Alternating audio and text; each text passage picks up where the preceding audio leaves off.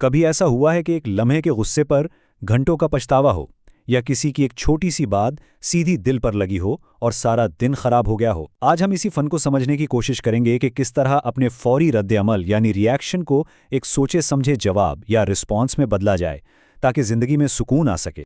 अक्सर हम सबके साथ ऐसा होता है, किसी ने कुछ कहा और हमने फौरन पलटकर ऐसा जवाब दिया कि बात बनने के बजाय बिगड़ गई। तो सवाल ये पैदा होता है कि आखिर छोटी छोटी बातें बड़े मसले बन क्यों जाती हैं? ये फौरी गुस्सा या रद्द-ए-अमल आता कहाँ से है? और सबसे अहम बात, क्या इस पर काबू पाना मुमकिन है? तो चलिए देखते हैं कि इस सफर में हम क्या कुछ जानेंगे।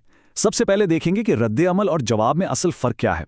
फिर बात होगी हमारी सबसे कीमती चीज यानी हमारी तवानाई की, और उसे कैसे बचाया जाए। इसके बाद हम खामोशी की ताकत को समझेंगे और ये भी जानेंगे कि मुश्किल हालात में जहन को साफ कैसे रखा जाए। और आखिर में हम देखेंगे कि असल ताकत का सरचश्मा क्या है। तो आइए बात शुरू करते हैं सबसे बुनियादी चीज से, और वो है इंतखाब का लम्हा। जिंदगी में हर सूरत हाल, हर बात हमें एक मौका देती है। मौका इस बात का कि हम फौरी रद्द-ए-अमल दें या फिर सोच समझ कर जवाब दें। और यही एक इंतखाब हमारी जिंदगी की सिमत बदल सकता है। देखें, इन दोनों में जमीन आसमान का फर्क है। रद्द-ए-अमल यानी रिएक्शन सीधा जज्बात से निकलता है।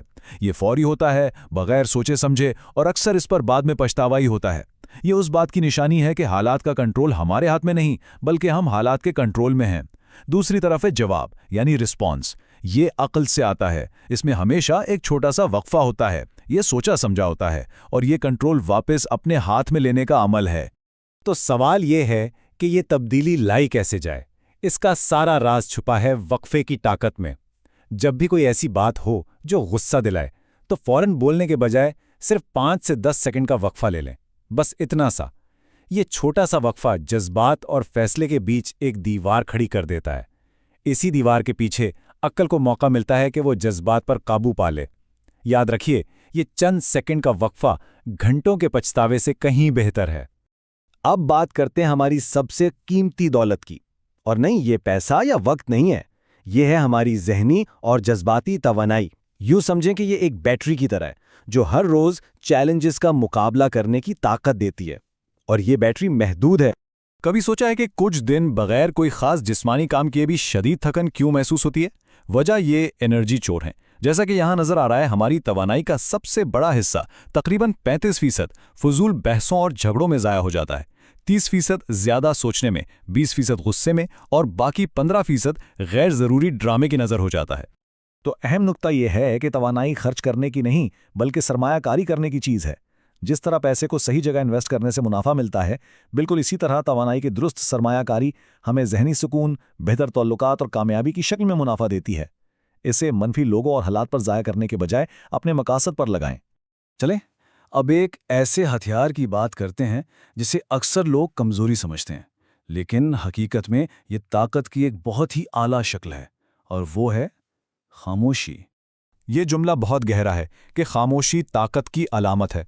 ज़रा सोचें, किसी मीटिंग में कोई तनकीद करता है तो फौरन अपनी सफाई देने के बजाय चंद लम्हों की खामोशी इख्तियार करना कैसा रहेगा? ये खामोशी ना सिर्फ सोचने का मौका देगी, बल्कि अक्सर सामने वाले को ही बेचैन कर देगी। तो खामोशी से होता क्या है? पहली बात तो ये कि ये सूरत हाल को गहराई से समझने का वक्त देती है। ये अक्सर सामने वाले पर एक खामोश दबाव डालती है, जिससे वो मजीद बोलकर अपनी असल नीयत जाहिर कर देता है। और सबसे बढ़कर ये हमारे अंदरूनी सुकून को कायम रखती है और हमें गैर ज़रूरी ज़हनी दबाव से बचाती है।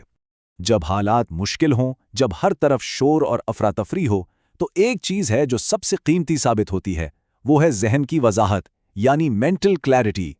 क्योंकि जब जहन साफ और पुरसकून हो तो रास्ता खुद ब खुद नजर आने लगता है। तो ये जहन की वजाहत है क्या चीज़? सीधे लफ्ज़ों में, ये हालात को जज्बात की धुंध के बगैर साफ और सच्चाई से देखने की सलाहियत है।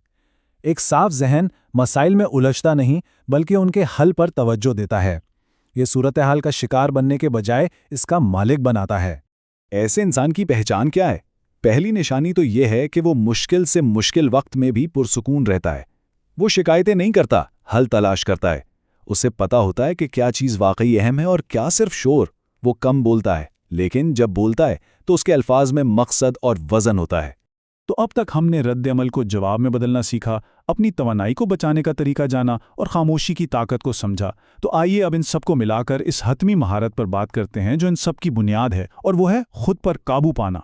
خود پر قابو پانے کا مطلب صرف غصہ پی جانا نہیں ہے، اس کا اصل مطلب ہے اپنے جذبات، اپنے خیالات اور اپنے رویوں کو منظم کرنا۔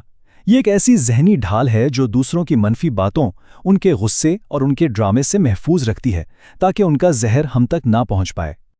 اور یہ قول اس سارے گفتگو کا نچوڑ ہے۔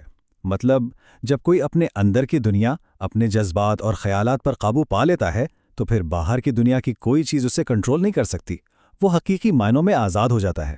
تو آخر میں سب سے بڑا سوال، اصل اور حقیقی طاقت کیا ہے؟ کیا یہ دوسروں کو کنٹرول کرنا ہے یا کچھ اور؟ اس کا جواب ہماری آج کی تمام باتوں کو ایک لڑی میں پرو دیتا ہے۔ اصل طاقت دوسروں پر حکومت کرنے میں نہیں بلکہ خود پر حکومت کرنے میں ہے۔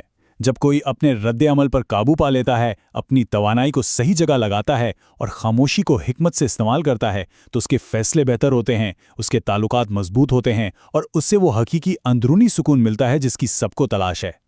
تو اس گفتگو کے آخر میں ایک سوال جو ہم سب کو خود سے پوچھنا چاہیے، وہ کون سی ایک چیز ہے، وہ کون سا ایک شخص یا کون سی ایک عادت ہے جو اب ہماری قیمتی توانائی کی مستحق نہیں رہی؟